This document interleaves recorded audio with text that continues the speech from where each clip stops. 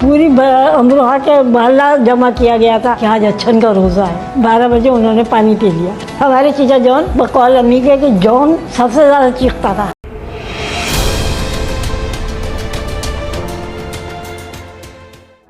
आइए नाज़रीन, आज हम आपको शाहना रईस एलिया साहिबा की चटपटी गुफ्तगू सुनाते हैं, जो रईस अमरोही साहब के साहबजादी और जॉन एलिया की भतीजी हैं। सादकैन साहब इनके चचा थे।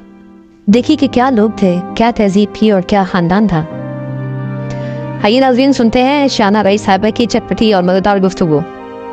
मेरा नाम शाहना रईस एलिया है और मैं हज़रत रईस अमरोही की बेटी हूँ और जॉन एलिया की भतीजी हूँ और अमरोहा से मेरा ताल्लुक़ है।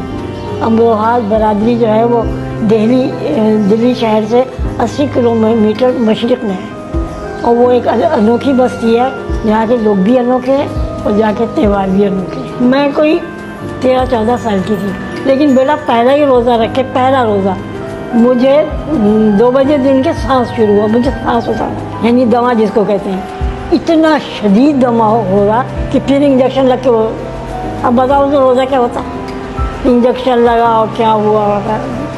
ये रोज़ा हुआ हमारा। बहुत ही अफसोस होता है उस रोज़े का सोच कर। हमारे वालिद साहब ने भी 14 साल में रखा था, वो भी बड़े नाजुक थे। पूरी अमरोहा के मोहल्ला जमा किया गया था कि उनको अच्छन कहते थे, रईस अमरोही कि आज अच्छन का रोज़ा है। 12 बजे उन्होंने पानी पी लिया।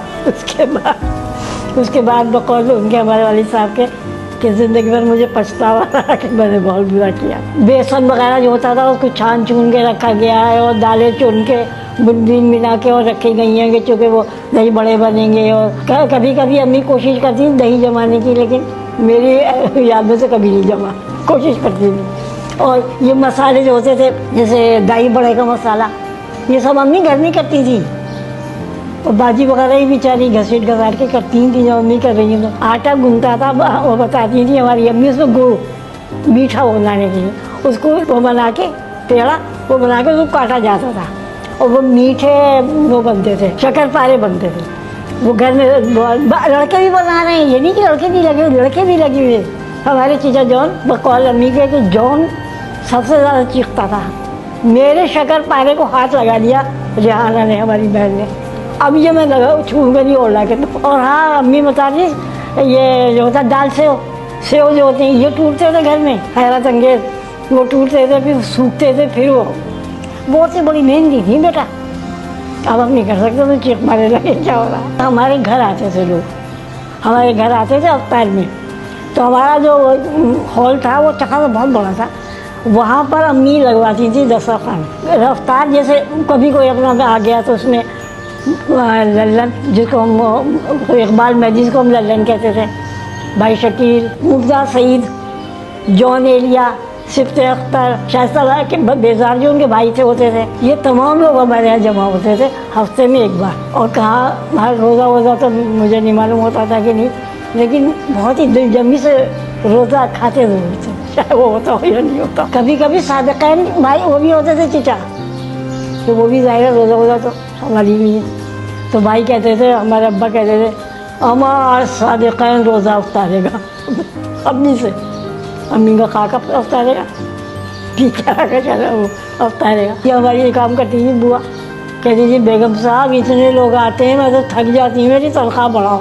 तो मैं कहती तू मत कर, मैं खुद कर लूँगी, तनख्वाह नहीं बढ़ानी ना, आप सोचो ज़रा, तो मैं खुद कर लूँगी। लेकिन ये कि जब हमारी पर्दे में होती थी उनका तो सवाल ही नहीं किसी गैर से मिलने, गैर मर्द से। एक दफ़ा छोटी सी बात इससे तो अलग बताऊँ, मेरी अम्मी अमेरिका गई तो मेरी छोटी बहन रहती थी, ये मौका पहन के वो पहुँची नहीं अम्मी अमेरिका, तो वो इन्हें एक मॉल में ले गई और लोग देख रहे कि कौन है ये, तो उसने कहा ये मुसलमान नन है। ओ लोग तो हाथ चूम रहे नन जनाब, ईद तो ईद थी, पहले से था कि जूते खास तौर पर अहमियत रखते थे।